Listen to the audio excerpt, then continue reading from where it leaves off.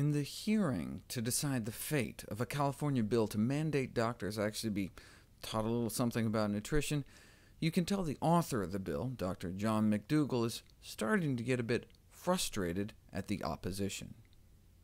We're talking about over 2/3 of the problems that people suffer from are due to what they eat, and yet their physician knows virtually nothing about the human diet. So how do you correct that? It's not being done at the medical schools. It's not being done by the CMA. It's not being done by anybody. It has to be left to people who can make changes, like the legislature. And I'm sure there are lots of doctors out there that are saying, I don't need to learn about what a person eats. But how would you feel if you took your dog or cat to a veterinarian, and the veterinarian had no idea what to feed a dog or a cat or a bird? I mean, wouldn't that require some type of correction? You take a patient to a doctor who's been trained for 7 years, at least, on the human being, and you ask them what a person's to eat, they have no idea because of the fault of education. So we can fix it, or we can ignore it. I don't think we should ignore it. I think the price is too great financially, and for our society, and for the individual. It's too great to ignore. Any other comments?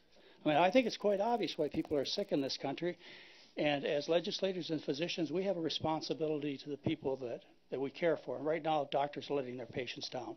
And they're letting themselves down, because the most important tool available, they know nothing about. Let him go back. Okay.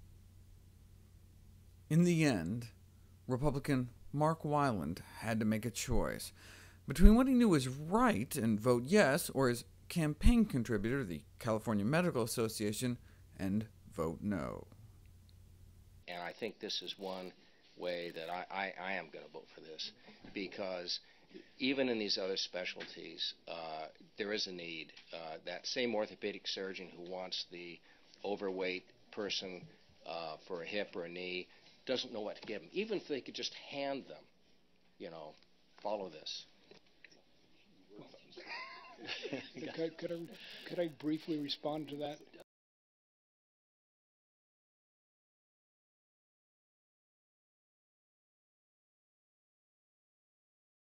So good news, it passed, but not without first being amended. It went from requiring 12 hours to 7 hours to just striking the whole requirement for any hours altogether. Just saying the Board of Medicine could set standards to include something, anything, on the prevention and cure of chronic disease through diet, and then they even took away cure and settled on some nebulous plea for information on prevention and treatment.